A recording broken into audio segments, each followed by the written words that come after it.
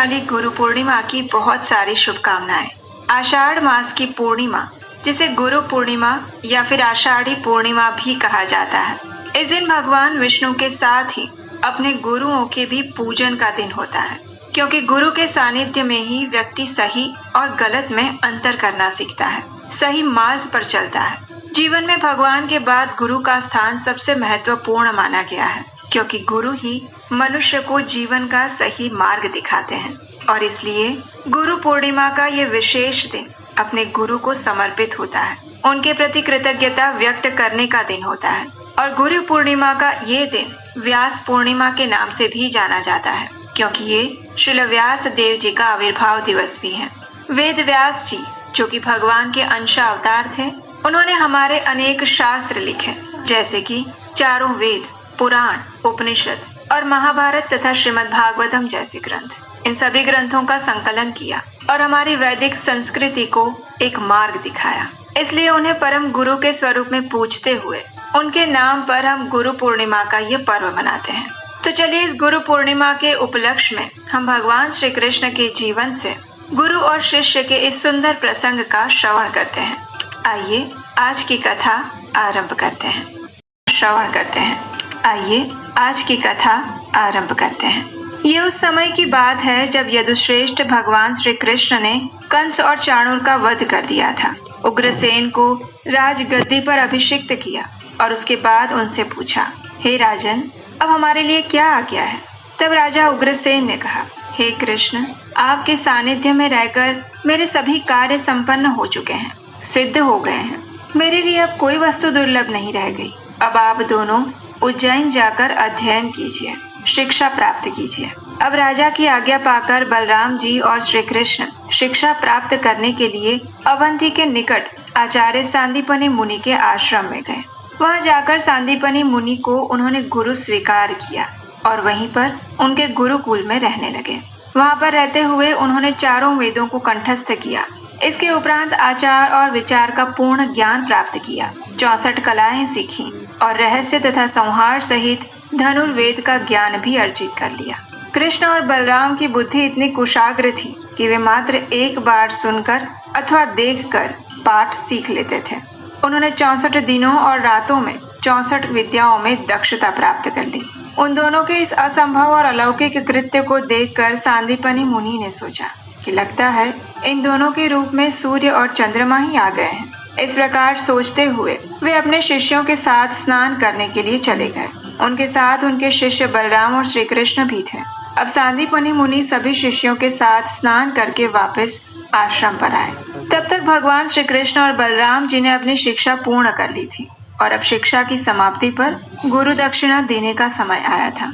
इसलिए उन दोनों ने अपनी शिक्षा पूर्ण करके अपने कर्तव्यों का पालन करते हुए अपने गुरु सांदीपनि मुनि से जाकर विनम्रता से पूछा, हे गुरुदेव, आज हमने आपसे सब प्रकार की शिक्षा प्राप्त कर ली है।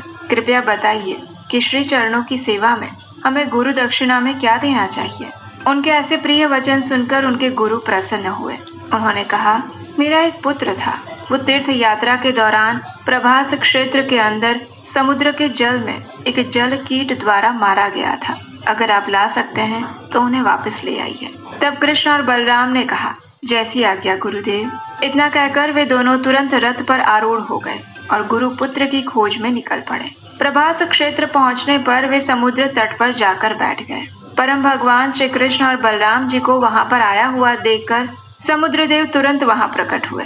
उन्होंने अनेक उपहार और भेंट प्रदान किए। तब श्री कृष्ण ने कहा, हे समुद्र, वर्षों पूर्व आपने अपनी प्रचंड लहरों में हमारे गुरुपुत्र को समेट लिया था। उसे इसी क्षण हमारे समक्ष लेकर आइए।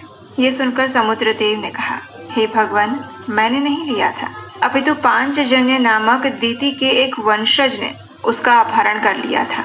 उसने ही मगरमच्छ का रूप धारण करके उस बालक को खा लिया था। ये दैत्य एक शंख के आकार में इस जल में भ्रमण करता है। ये सुनकर भगवान श्री कृष्ण ने समुद्र की गहराइयों में छलांग लगाई और पांचजन्य का वध कर दिया। लेकिन उस असुर के उदर में भी उन्हें अपना गुरुपुत्र नहीं दिखाई दिया। तब भगवान जनार्दन ने उस पांचजन्य शंख को लिया और अपने रथ पर वापस आ गए। इसके बाद उन्होंने बलराम जी के साथ यमराज की नगरी में प्रवेश किया। वहां पहुंचते ही श्री कृष्ण ने जोर से अपना शंख बजाया और यमराज जी तुरंत अपने दोनों स्वामी कृष्ण और बलराम की पूजा करने के लिए वहां उपस्थित हो गए। स्कंद पुराण में वर्णन आता है कि भगवान के वहां आने से वहां जितने भी नर्कवासी थे वे सब भी मुक्त हो गए और वैकुंठ धाम चले गए। अब भगवान के समक्ष हाथ जोड़कर यमराज जी ने कहा, हे भगवान, आप दोनों मनुष्य रूप में लीलाएं कर रहे हैं। आपका ये सुंदर स्वरूप देखकर मैं धन्य हो गया हूँ। बताइए, मैं आपकी क्या सेवा कर सकता हूँ? तब भगवान श्री कृष्ण ने उत्तर दिया, हे यमराज, अपने पूर्व कर्मों के फल स्वरूप मेरे गुरु पुत्र को आपके पास लाया गया था। मेरी आज्ञा है कि आप उसे तुरंत वापस लौटा दीजिए। ये सुनकर यमराज जी ने कहा, जैसी आपकी आज्ञा प्रभु। इतना कहकर यमराज जी तुरंत ही उस मुनि पुत्र को लेकर वहां आ गए।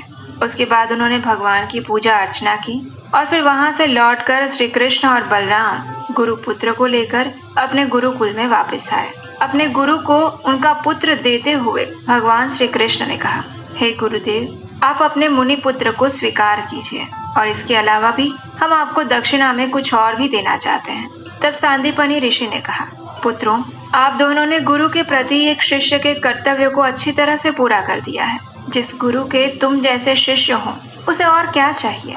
अब आप दोनों घर लौट जाओ। मैं आपको आशीर्वाद प्रदान करता हूँ कि आप दोनों की ख्याति चारों दिशाओं में फैले। आप दोनों के वचन वेद वाक्यों के समान सदैव सार्थक और सनातन रहें। इस प्रकार अपने गुरु से आशीर्वाद लेकर अपने गुरु को गुरु दक्षिणा देकर कृष्ण और बलराम अपने रथ पर आरूढ़ होकर मथुरा के लिए निकल पड़े।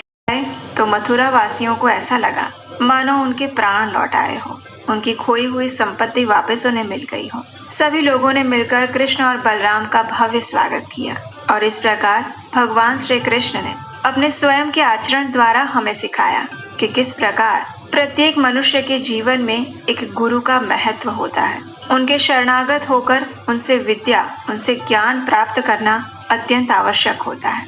लेकिन वर्तमान समय में हम देखते हैं कि सबसे बड़ा प्रश्न ये है कि आखिर गुरु किसे समझा जाए। क्या गुरु की कोई लाक्षणिकता या उनकी कोई योग्यताएं होती हैं? कैसे हम पहचाने कि यही वास्तविक गुरु हैं? इस कलयुग में जब अधर्म स्वयं भी एक गुरु बनकर चारों ओर घूम रहा है, धर्म के नाम पर अनेक पाखंड, झूठ और भ्रम फैलाए जा रहे हैं, ऐसे में वास्तविक गुरु की पहचान कैसे की जा सकती है? अगर आप ये जानना चाहते हैं, अगर आपके मन में भी ये प्रश्न है, तो इसका समाधान लेकर हम आपके लिए एक विशेष वीडियो और कथा लेकर आएंगे कल प्रातःकाल।